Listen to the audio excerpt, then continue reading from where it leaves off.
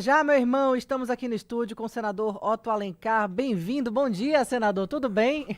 Tudo bem, bom dia, muito obrigado. É uma alegria voltar Haja à Rádio assunto, viu? Sociedade. Pois é, Pra gente tratar aqui hoje. eu estou inteiramente à disposição. Mas antes, seu Vitória, Olha, estamos com dificuldade, seu eu diria. Vitória, Estamos com dificuldade. muita dificuldade. Acho que teve um desastre lá no Maracanã, né? Coisa parecida também como que teve com a seleção brasileira, né? Aquele 7-1 lá na Alemanha. Mas eu, que fui médico do Vitória, participei muito tempo. Eu acho que a direção do Vitória errou muito nesse ano, né? Sobretudo porque foi o ano que o Vitória teve mais recursos. E o presidente Fábio Mota sabe disso.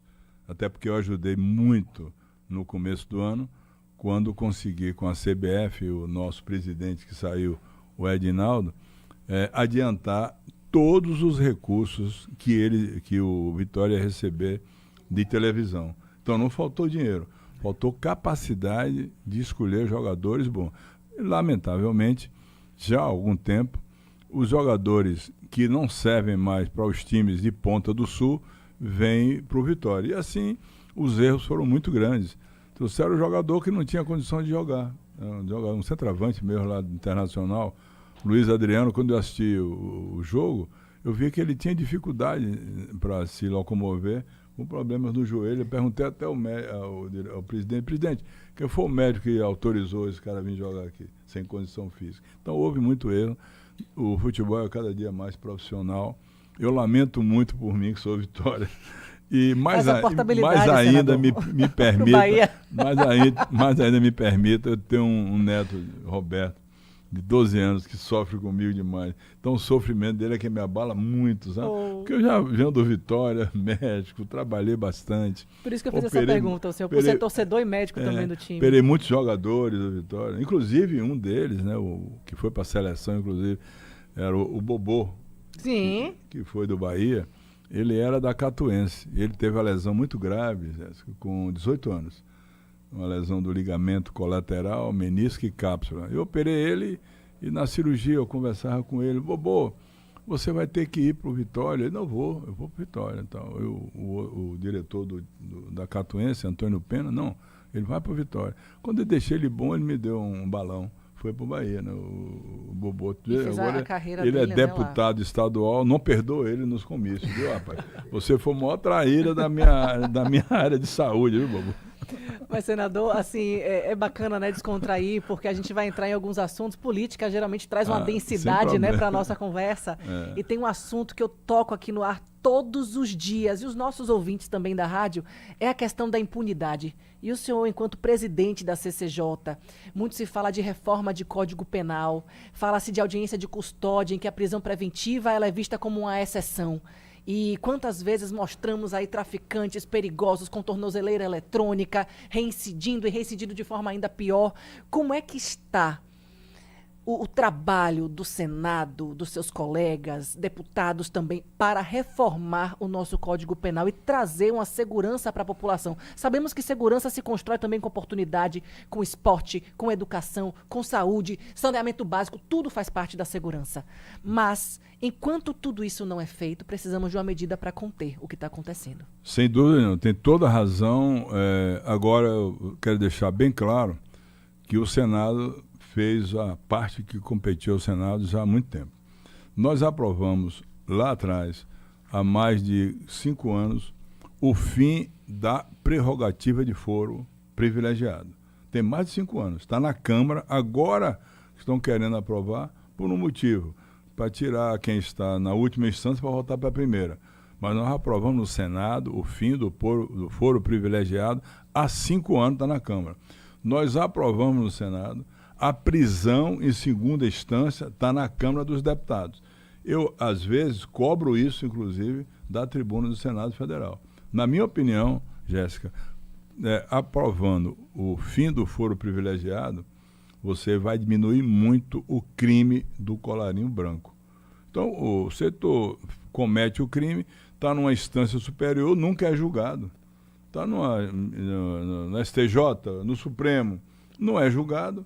Então fica o tempo inteiro sem tomar decisões. São vários parlamentares que estão lá, são 78 que estão no Supremo Tribunal Federal.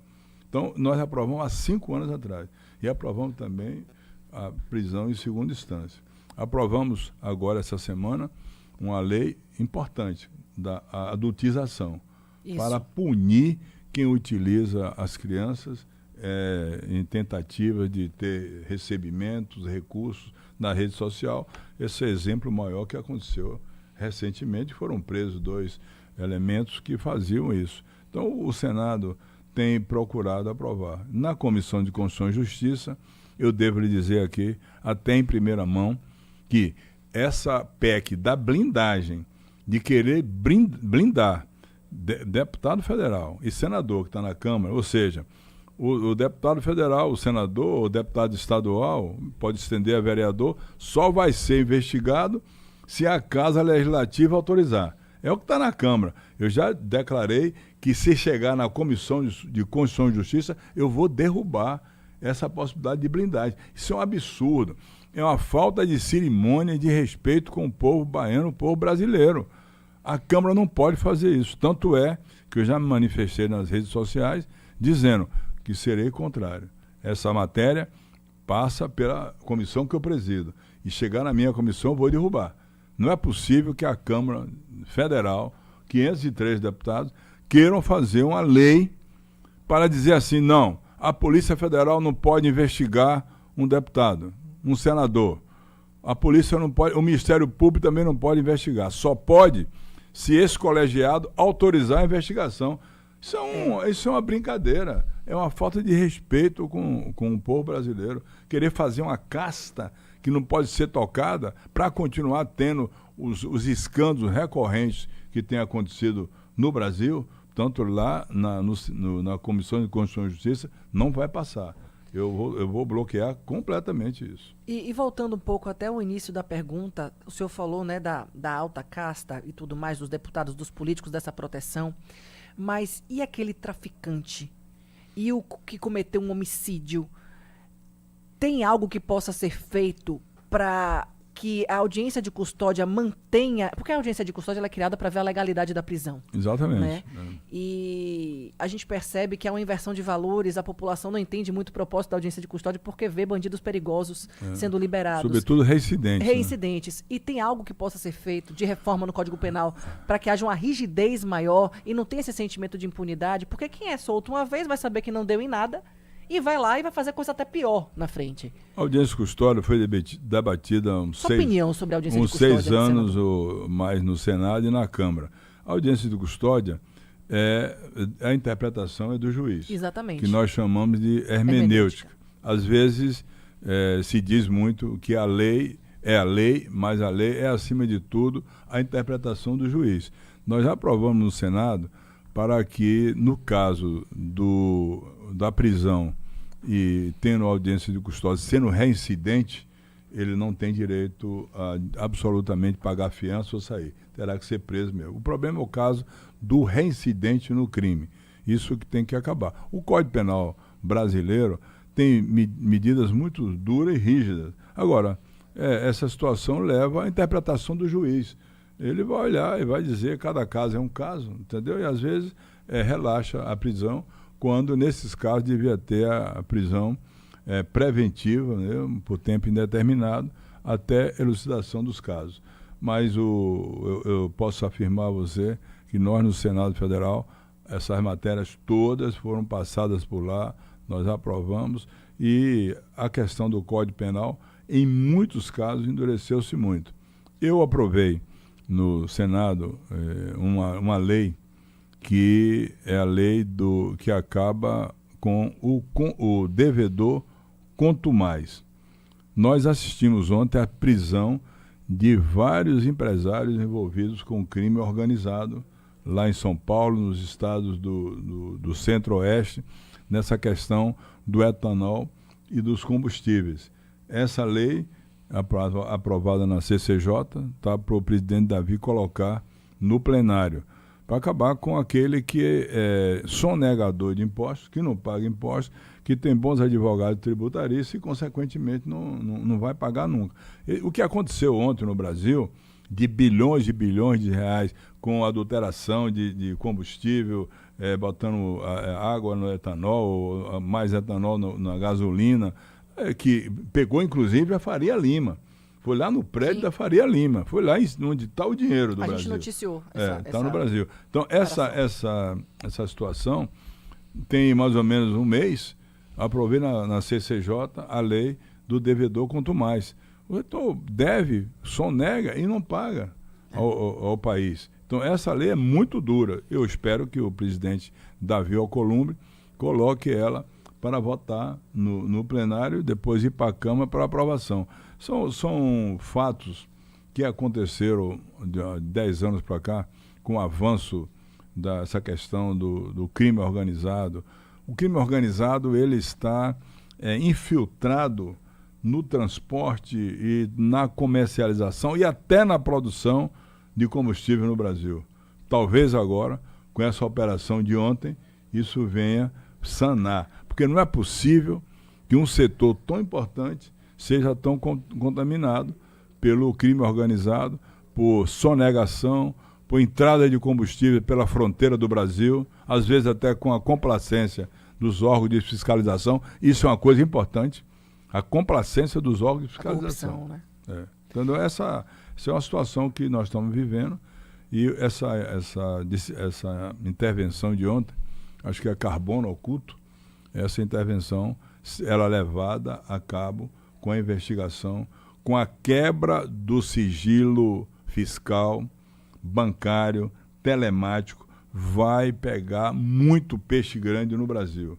E eu espero que realmente a justiça possa ser uma justiça dura e rígida com esse pessoal, que o enriquecimento ilícito pela sonegação é uma coisa visível em vários setores do país. Você que está chegando agora à Rádio Sociedade, estamos entrevistando aqui o senador Otto Alencar, já vou abrir para perguntas também do público. Senador, o senhor defende acabar com a reeleição já a partir de 2030 e passar a ser mandados de 5 anos. Isso seria uma forma de produzir eleições mais econômicas até e evitar perpetuação, o fim da reeleição, né, de partidos por muito tempo na gestão. Queria que o senhor falasse sobre isso e se já é real mesmo, a partir de 2030... Não tem mais reeleição, mandatos de 5 anos. Isso é o que eu defendi. É real isso? É real. Defendi e nós aprovamos na comissão que eu presido, na Comissão de Constituição e Justiça. Eu acho que o Brasil... Eleições unificadas também. Unificadas. Eu acho que o Brasil, tendo eleição de 2 em 2 anos, como estamos tendo agora, o ano passado foi eleição de prefeito. O que é que se fala hoje aqui na Bahia e no Brasil? A sucessão do governador do estado, Jerônimo, e lá em Brasília a sucessão do presidente Lula. Não se para de fazer comentários e pensar na reeleição. E tem que se pensar em trabalhar, tem que ter tempo para aprovar os projetos, para conseguir os recursos, para que os bens e serviços possam chegar às pessoas, sobretudo economicamente mais fracas. Então eu aprovei isso para acabar com a reeleição e a eleição de 2 em 2 anos. Então, nós só teríamos eleição a partir de 2030, que é a minha proposta, mas lá a maioria está achando que vai aprovar até a partir de 2034. Nós teríamos eleição para executivo, para cargo executivo, prefeito, governador e presidente, mandato de 5 anos, sem reeleição. Agora, os parlamentares, vereadores, deputados federais e estaduais, eles se reelegem de 5 anos, porque não é um cargo executivo. Sim. Então, o fim da reeleição é para prefeito, governador, presidente da República. Porque você veja, quando está perto de acabar os 4 anos, vai para a reeleição, o prefeito, o governador e o presidente, por mais que ele se segure, ele vai fazer a intervenção para que a máquina pública o reeleja. Isso é uma coisa muito ruim para o Brasil. Nós já tivemos um período que o mandato era de 5 anos. Depois do período do Getúlio Vargas, do Estado Novo, a primeira eleição foi em 1946. Se elegeu pelo PSD, o meu partido, Eurico Dutra. Juscelino Kubitschek foi presidente da República por 5 anos. Posso lhe dizer que foi um dos maiores presidentes da República. Juscelino modernizou o Brasil. Foi o governador que se chamava na época da Bolsa Nova, o governador governador, presidente com a visão moderna, trouxe a indústria automotiva para o Brasil. Foi o único da história até aquele momento que pensou no Nordeste, que levou a Sudene os maiores investimentos do Nordeste naquela época. Juscelino fez estradas, Juscelino criou Brasília, interiorizou o Brasil, trouxe o Brasil para o centro do Brasil. Você lembra que a capital, até Juscelino, ficava no Rio de Janeiro. E se dizia lá fora, nos países europeus e em outros países, que o Brasil era uma civilização de caranguejo, porque só na beira do mar. O interior do Brasil não existia nenhuma penetração. Hoje, Mato Grosso produz soja, produz proteína animal, Mato Grosso do Sul, Tocantins, Goiás, eram estados esquecidos, os estados do norte, né? O Amazonas com sua Zona Franca. Então, o JK teve a visão de levar o Brasil para o coração do Brasil. E foi em 5 anos que ele fez isso. Então, 5 anos é um tempo muito suficiente para governar sem reeleição. Isso vai realmente melhorar muito. E, além disso, você falou uma coisa com a sua sensibilidade, que diminui o custo. Porque nós temos fundo eleitoral agora de 2 em 2 anos. Então, teve em 22 o fundo eleitoral para governador e senador, em 2024 fundo eleitoral para prefeito e vereador, e em 2026 vai ter de novo. São 3 fundos eleitorais, cada um de 6 bilhões de reais em 4 anos. Multiplica 6 por 3. 18 bi, dá para fazer escola para caramba, dá para fazer hospital, posto de saúde, estrada. Então tem que acabar com a eleição de 2 em 2 anos. Eu venho dizendo isso há muito tempo. Lamentavelmente, eu aprovei na Comissão de Constituição e Justiça e o presidente Davi não levou a voto aí no plenário. Eu estou pressionando ele para ver se ele coloca para votar no plenário, para ir para a Câmara e, a partir de 2030 ou 2034, acabar a reeleição de 2 em 2 anos, né, e ter mandato de 5 anos para o cargo executivo. Senador, ainda nessa seara, né, de eleições, muito se discutiu nessa semana também o novo Código Eleitoral. E esse novo Código Eleitoral, ele propõe a flexibilização de algumas sanções para fake news, cassações por abuso de poder também podem ser aliviadas. A auditoria do sistema eleitoral, ela é muito pontuada nesse novo Código Eleitoral. E, popularmente, a gente conversando, né, com o povo, eu estou muito com o povo diz que esse novo Código Eleitoral vai proteger os políticos e deixa o cidadão numa posição de vulnerabilidade. O senhor concorda? Qual o seu ponto de vista a respeito? Olha, o relator disso foi o senador... São 900 artigos, né? 800. O senador Marcelo Castro. Ele é um senador do estado do Piauí muito consciente. Eu acredito que a interpretação, respeito muito as pessoas que vão avaliar isso, sobretudo os advogados do setor eleitoral. Mas nós fizemos com muito cuidado esse Código Eleitoral, esse relatório que foi votado. Teve até alguns casos que foram aprovados por maioria o voto impresso. O voto impresso foi aprovado por maioria, mas não tem essa proteção que está a se falar dos políticos e deixar o eleitor sem as condições. Absolutamente. Acho que a interpretação está um pouco equivocada. Nós estudamos isso com todos os assessores jurídicos do Senado Federal. Nós temos lá um instituto, Jéssica, fiscal independente, que dá uma assessoria muito boa.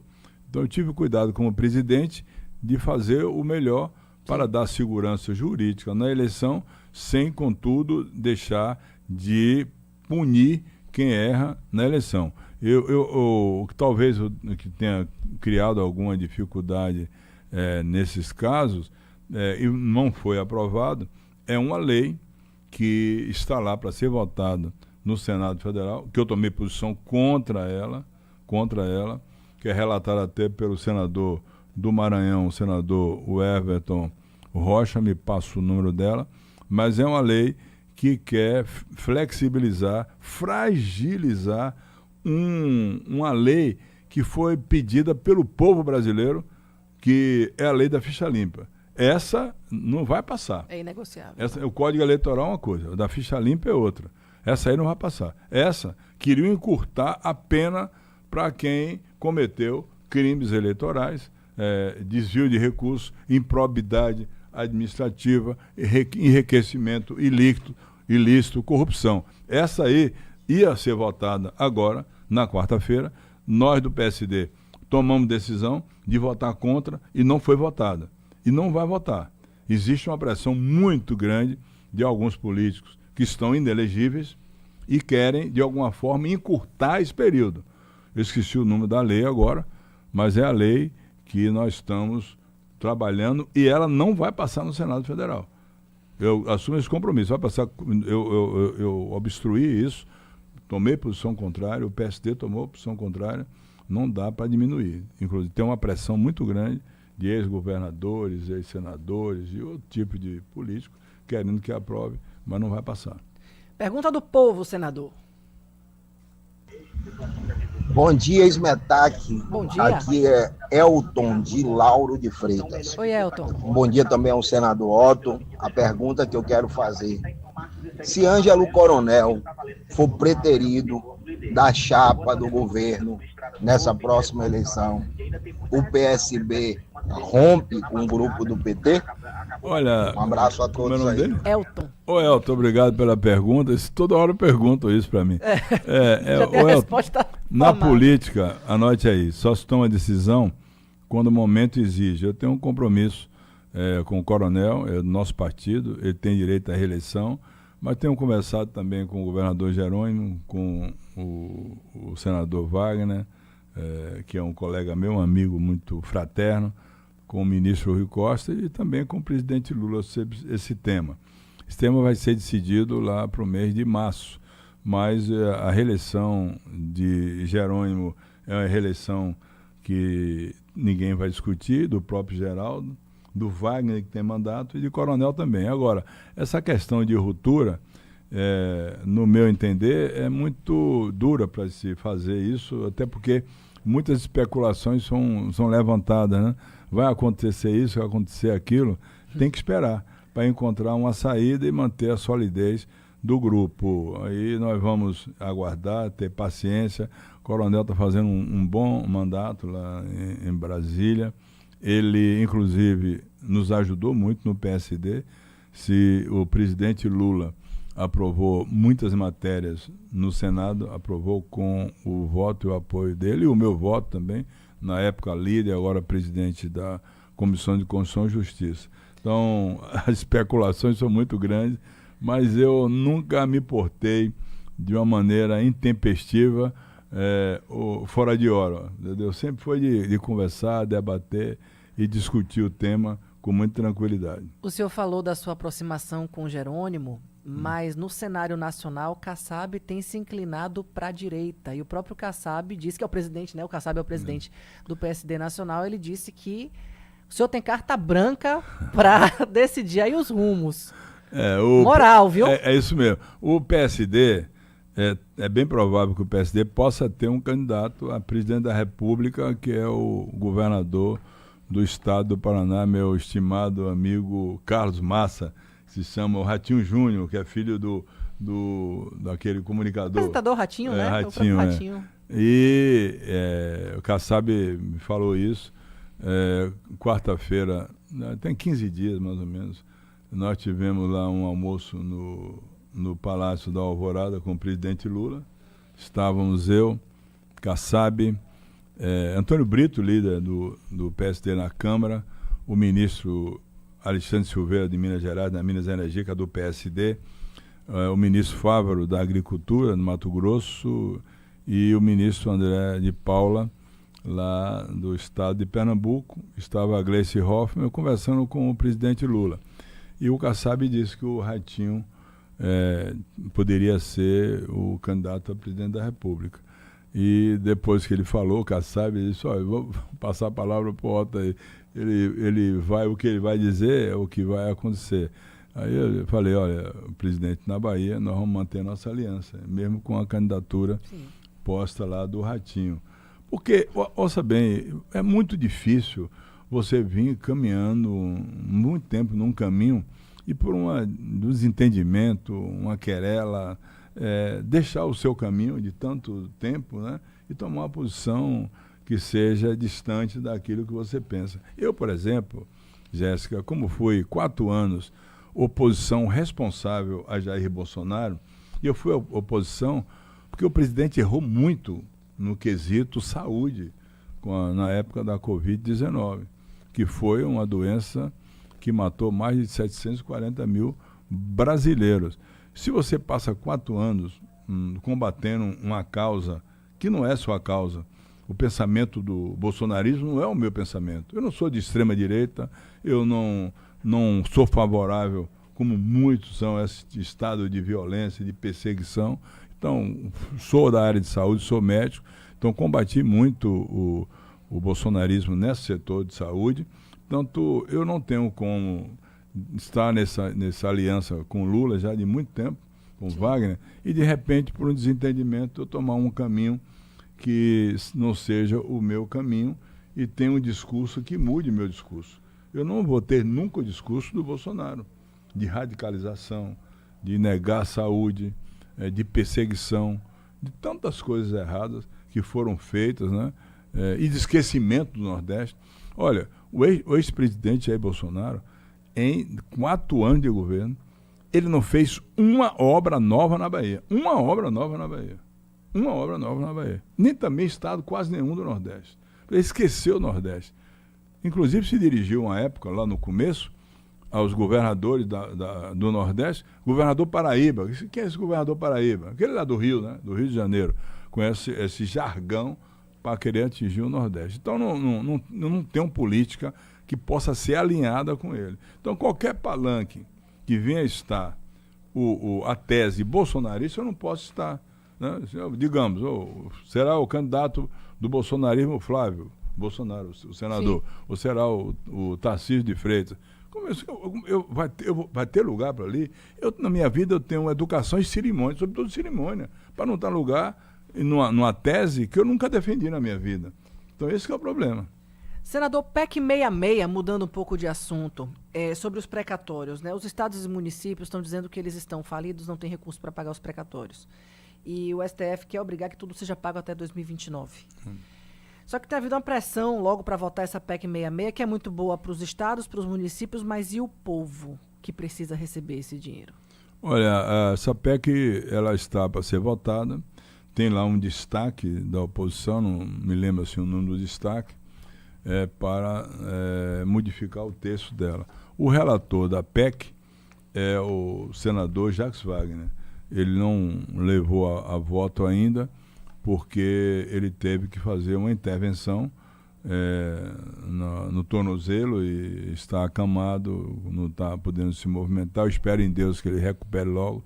Wagner é um amigo fraterno, eu gosto muito dele, tenho uma ótima relação pessoal com ele, muito entendimento político, já de algum tempo, eu já o conhecia há muito tempo ele, e eu espero que ele se recupere logo, fique bom, comece a andar, né, porque foi no tornozelo, e aí vai ter dificuldade de recuperação.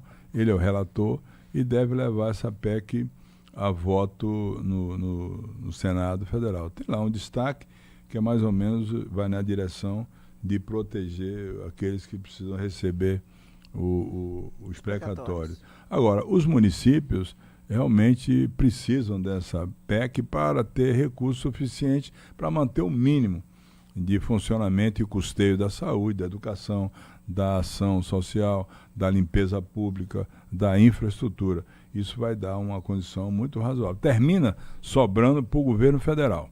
Nós estamos aí com juros muito altos, né, de 15% da taxa Selic, a inflação fora da meta, a inflação para esse ano é 3%, vai ficar mais de 5%. Então tem alguns indicadores que podem piorar com a União também bancando essa conta dos municípios e dos estados, com essa PEC 66. A luta do governo é fechar o ano com déficit zero. Não conseguiu em 2024, está com dificuldade de fechar em déficit zero esse ano de 2020, sobretudo porque o tarifaço lá do Donald Trump vai diminuir algumas vagas de emprego e também pode cair o aumento do PIB para esse ano. Está esperando um PIB de 2,5% para até cair a menos do que isso. Porque tem setores que serão muito prejudicados, sobretudo setores que são intensivos na absorção de mão de obra. Por exemplo, a produção de café.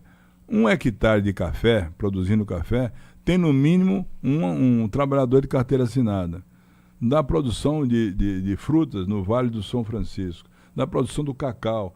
São atividades primárias, mas que absorvem muita mão de obra, né? E no meu estado, o estado da Bahia, é isso aí. A atividade primária contribui apenas com 15% do PIB, mas emprega 38% de todos os empregos diretos.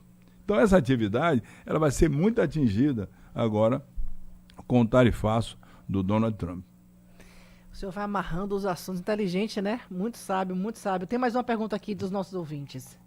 Bom dia, uma pergunta para o senador Otto Alencar. Eu sou Eduardo, presidente prudente interior de São Paulo. Minha família é da região de Irecê, na Bahia. Aí, Otto, seguinte, nós sabemos do deputado que está no exterior tramando contra o Brasil e recebendo salário da Câmara dos Deputados. Eu sei que o senhor é senador, mas o Senado tem alguma possibilidade de, digamos assim, pressionar a Câmara dos Deputados para tomar alguma providência? Olha, a população está simplesmente indignada. Lamentavelmente não, porque a Câmara dos Deputados, o presidente e os deputados que compõem o colegiado é que podem fazer isso. O Senado não pode fazer nenhuma interferência na Câmara dos Deputados. O Eduardo Bolsonaro já devia estar no Conselho de Ética e ter o mandato cassado. Eu concordo plenamente com você, até porque ele está sendo um agente contra o país dele.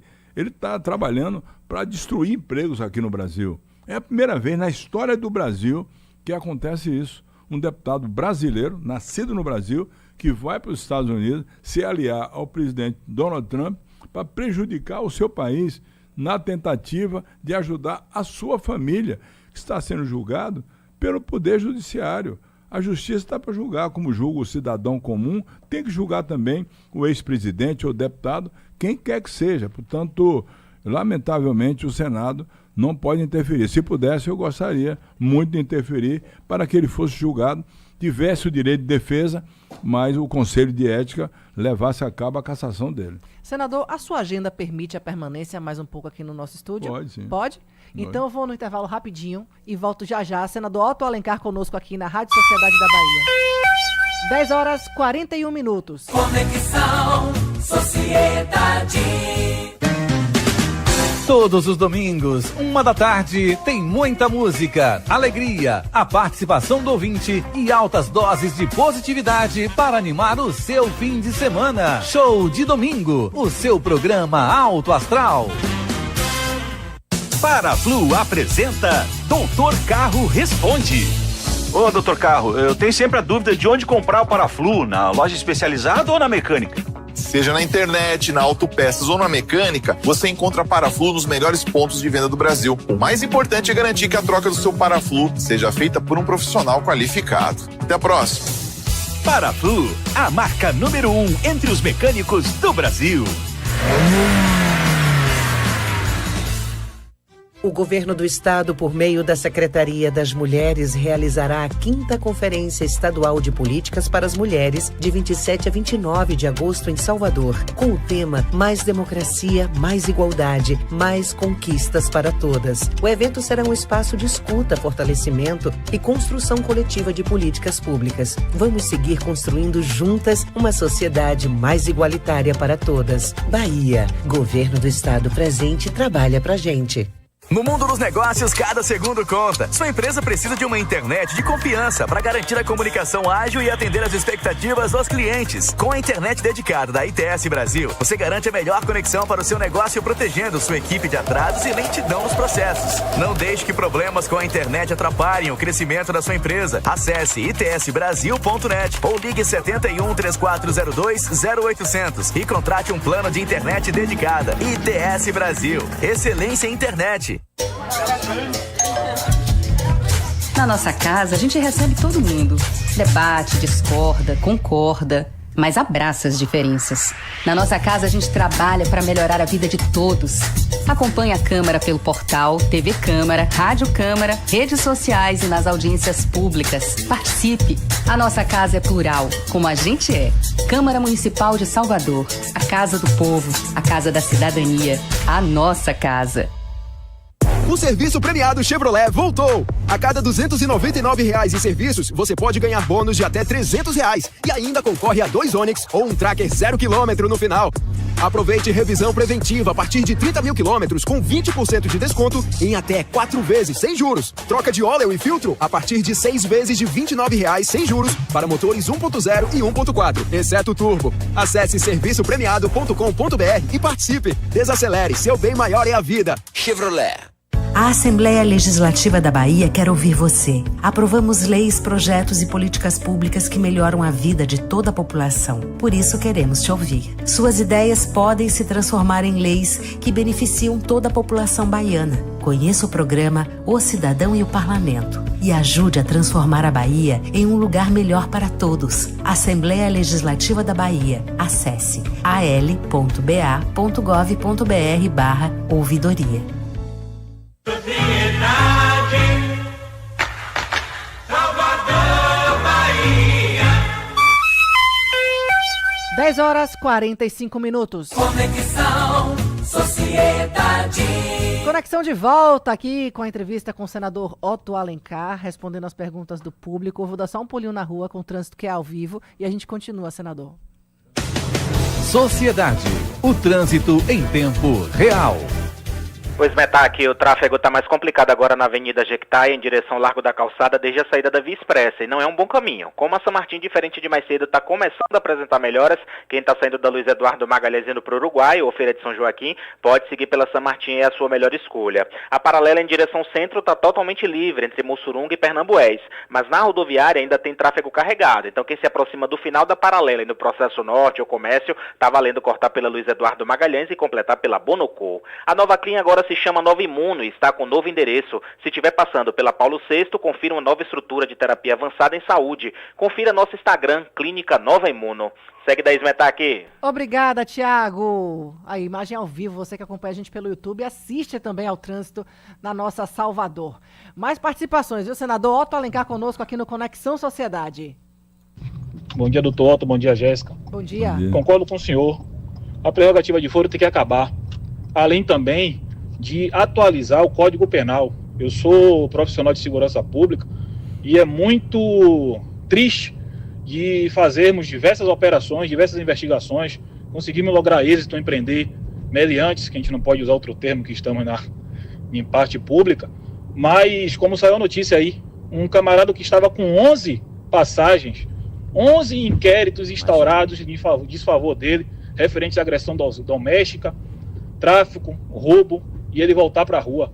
E, infelizmente, nós ouvirmos de um juiz que nossa polícia não trabalha. É muito cansativo isso. Obrigada por sua participação.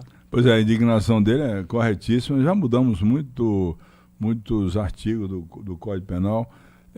Tem a possibilidade lá de se fazer a revisão não só do Código Penal, o Código Civil também, mas eu creio que isso depende muito também da decisão, como eu falei antes, do juiz, do julgador, né? Então o julgador às vezes atende, vê, e dentro daquilo que está sendo discutido com os advogados, às vezes dá essa permissão da liberdade a quem está reincidente no crime. É o caso da audiência de custódia.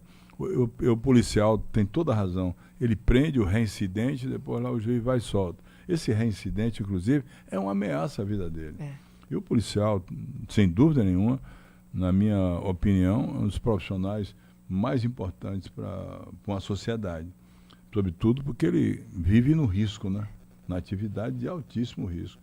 Tem alguns casos lá de verificação na Comissão de Constituição e Justiça, tem até um projeto que está sendo relatado por um policial, senador, que é o senador Alessandro Vieira, do estado de Sergipe, que altera muito desses códigos, né? Está em discussão ainda, mas sem dúvida nenhuma ele tem toda a razão e nós temos que ter responsabilidade para endurecer a pena para o reincidente no crime. Aquele que já cometeu 2, 3 crimes, ele acha que não tem mais jeito, ele vai fazer da melhor forma que ele achar, independente do que possa acontecer com ele.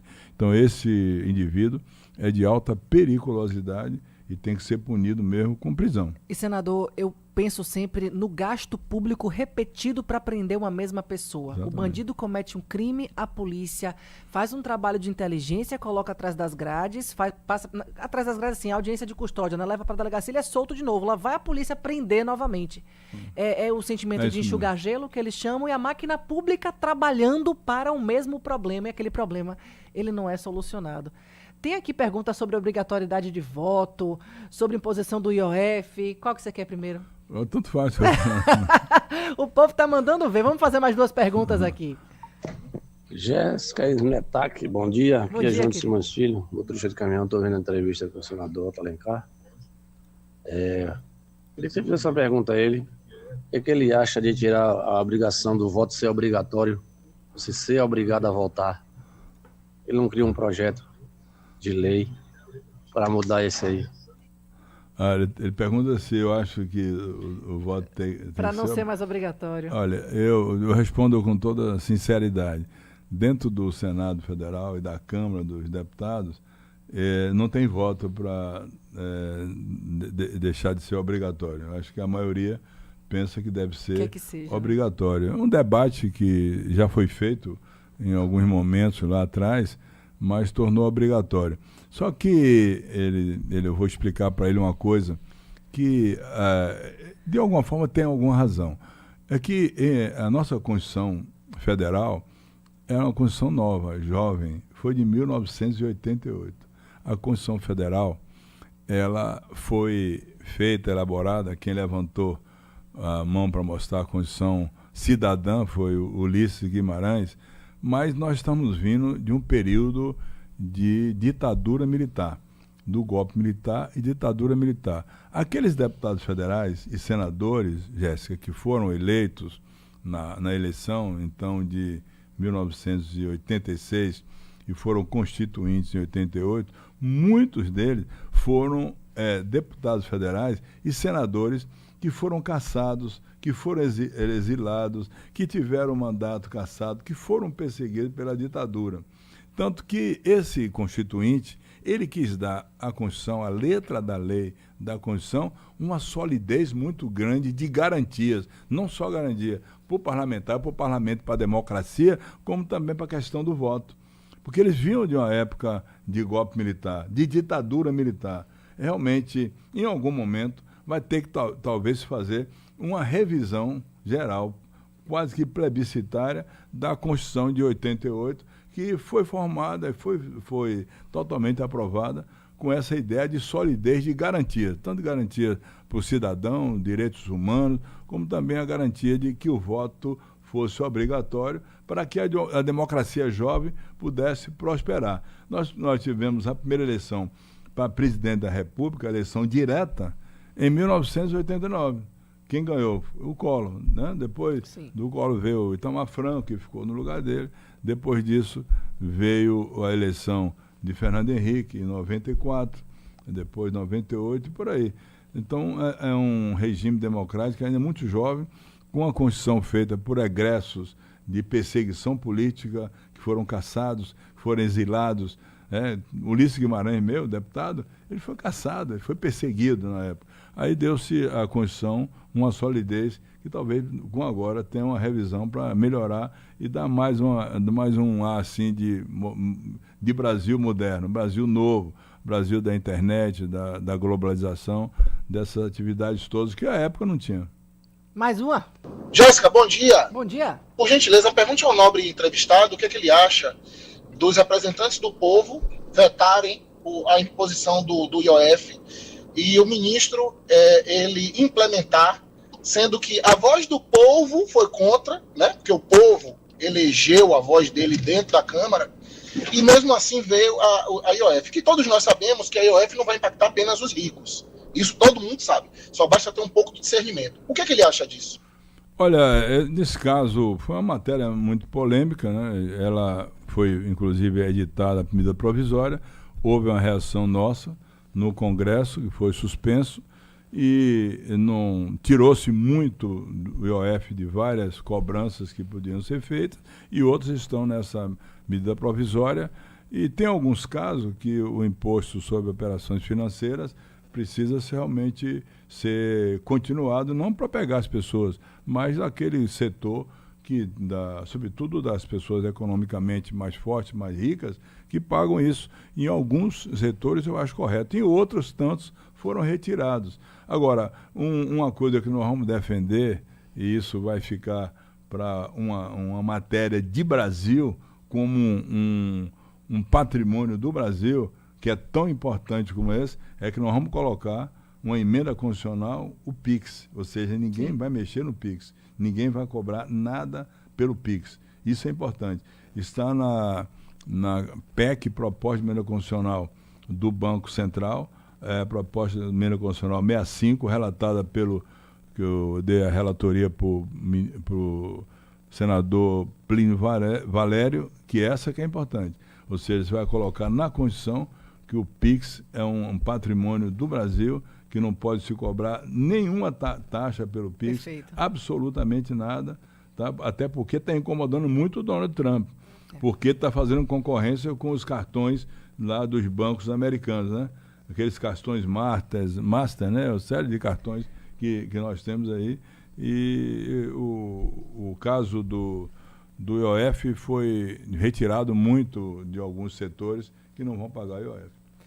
Temos aqui Raimundo de Valéria, dizendo que é um admirador do trabalho do senhor, senador. Temos também aqui mais um elogiando sua gestão durante a pandemia. Vamos ouvir? Bora. Bom dia, Jéssica Smetak. Bom dia, senador Otto Alencar. Erval, motorista por aplicativo. Erval. Só tenho a parabenizar. O senhor se manteve firme durante a pandemia, certo? Conduziu tudo com maestria e para a Bahia... Eita! Oh, meu Deus, eu apaguei por engano aqui, Douglas. Mande de novo de Erval Uber. Ele é motorista de aplicativo, sempre está presente aqui no nosso jornal e ele dá orientações de trânsito pra gente. Sempre aqui, ó. Vamos ver aqui o restante. Conduziu tudo com maestria e para a Bahia é fenomenal ter um senador como o senhor. O importante é isso aí. Se manteve ali, mantém suas pautas, mantém sua ética. Para mim é o senador número 1 da Bahia aí. Otto Coisa Alencar. boa. Esse é o Erval, nosso ouvinte do coração. Que bom, né, Otto? Obrigado, eu agradeço muito. Realmente a nossa luta na pandemia foi muito grande. Trabalhamos bastante para colocar a vacina no braço do povo, conseguir os medicamentos, o oxigênio para os hospitais, para salvar a vida, né? Se nós não fizéssemos isso e obrigasse o presidente da República a colocar os recursos, nós teríamos uma tragédia muito grande. Né? E o senhor falou em bastidores, o público que mais foi assolado pela Covid-19 foram os idosos com até 2 salários mínimos. Os idosos... População bem humilde, né? Exatamente. A população mais atingida das pessoas economicamente mais fracas, pobres, né? Que ganhavam menos de 2 salários mínimos e também tinha mais de 60 anos com algumas comorbidades. Porque, por mais que tivesse investimento, nós conseguimos aqui na Bahia fazer investimentos para os hospitais públicos. O problema da Covid é uma doença traiçoeira, porque a maioria das pessoas foram induzidas, criminosamente induzidas, pelo ex-presidente Jair Bolsonaro, quando ele dizia que era uma gripezinha, que ele era um atleta, era uma gripezinha. Como uma gripezinha que ataca os pulmões, que mata por pneumonia virótica, que dá problema nos rins, que dá problema nos pulmões, que deixa uma série de sequelas e mata, ele dizendo, e pior de tudo, o que mais me chocou, sou médico, fui professor muitos anos da Universidade Federal da Bahia, olha, Jesus, o que mais me chocou foi o pouco caso que ele fazia das pessoas. Quando eu vi o presidente da República imitando um paciente com falta de ar, como ele imitou, de forma criminosa, as pessoas morrendo em Manaus, na vala comum, sendo enterrados, sem saber quem estava sendo enterrado, e perguntaram a ele o que é que ele tinha que fazer. Ele disse, eu não sou coveiro, e imitou as pessoas, disse que não vai comprar vacina, vai comprar vacina na casa da mãe, ele falou, lá em São Paulo, tá certo? Disse que não ia fazer investimento, não queria comprar vacina, nós obrigamos a ele a fazer isso. Se não tem a CPI da Covid, ele ia deixar morrer mais. mais de 2 ou 3 milhões de brasileiros. E algumas pessoas sobreviveram, é importante, que procuram os médicos, porque a Covid deixa sequelas muito graves. E vou dizer algumas das sequelas. Tontura, de quem teve Covid, pode ter tontura, pode ter arritmia cardíaca, pode ter problemas renais, pode ter esquecimento, pode ter anosmia, que é a perda do paladar e do olfato, isso pode acontecer, muitas vezes, insônia, quem teve Covid, pode ter insônia, que o cara não consegue dormir, é uma série de complicações que você tem, quem teve a Covid grave. Ficou vivo, mas está com essas sequelas. Eu, inclusive, sugeri ao Ministério da Saúde que criasse um departamento para atender aqueles que ficaram com essas sequelas da Covid. Eu sou agora relator de uma medida provisória que chama-se Mais Especialidades e estamos colocando à disposição da população. Eu já vou publicar o meu relatório para a semana, nessa norma medida provisória, essa lei que vai virar lei sob minha relatoria. Nós vamos disponibilizar 8 bilhões de reais para tratamento nesse sentido para todo o Brasil, dessas especialidades todas que precisam realmente de ampliar a oferta de serviços num país, como eu lhe disse, há pouco instante, estava conversando com você, ou num estado como uma Bahia, que tem 82% da população dependente do SUS. Por isso é obrigação das prefeituras oferecer serviço público, gratuito e boa qualidade, é obrigação do Estado fazer a mesma coisa, é obrigação da União fazer a mesma coisa. Eu estou falando na Bahia de 15 milhões de habitantes, 82% depende dos hospitais do SUS, hospitais públicos, maternidades públicas, hospitais que têm que funcionar e dar resolutividade. O que é resolutividade no hospital? É o doente chegar e ali ter a solução do problema dele. Não botar numa ambulância e ir para outro hospital. Então, esses investimentos são fundamentais. Dizendo a você que Bahia tem 15 milhões de habitantes. 12 milhões ou mais depende do SUS. Não tem seguro de saúde privado porque não pode pagar. Ao contrário de pagar o seguro privado, vai comprar a cesta básica. E esses 18% que tem seguro, uma parte grande deles é do Planserve, é do seguro do Estado. Então, investir em saúde é um dever do município. E outra coisa, não me venha município dizer que não tem dinheiro para a saúde, porque tem dinheiro para a saúde. Está especificado lá, como é o caso também para a educação. Os estados têm feito um esforço muito grande. Inclusive aqui na Bahia, o governador Geronde já vem de uma série de inaugurações de hospitais de alta resolutividade, de alta complexidade e também maternidades para o atendimento à população. Mas precisa mais de grandes hospitais. Inaugurar mais hospitais, porque a população precisa de um item fundamental, que é o item de recuperar a saúde, aliviar a dor e salvar a vida. Isso só faz com grandes investimentos e também com responsabilidade que vai do prefeito ao governador, ao presidente da República. Senador Otto Alencar, obrigada por sua presença aqui no estúdio do Conexão Sociedade. Entrevista, a gente passeou por diversos assuntos, muita participação popular, ainda tem muitas perguntas, mas o senhor tem agenda. Hoje é sexta-feira, o dia que o senhor recebe, né? No gabinete também? Não, hoje não, foi segunda-feira. Foi segunda? Ontem também. Mas eu venho a hora que você convidar. Fiquei muito feliz em fazer essa reunião com você, né, essa entrevista, como já fiz outras horas com Adelson, né? Adelson Carvalho. Adelson Carvalho, de vez em quando ele me dá um puxão de orelha no ar e tal, isso aqui. Até injustamente às vezes. Mas eu queria te agradecer. Mas fica aqui um abraço para ele, agradecer ao diretor aqui, ao seu Francisco, nós tivemos com ele, a presença ali do Adriano, meu afilhado querido, da Paloma. E voltar aqui, na hora que você desejar, eu estarei à disposição. E lhe parabenizar por essa sua capacidade de trabalhar na área de comunicação, de ser um repórter, perceber aquilo que está se passando no dia a dia da população.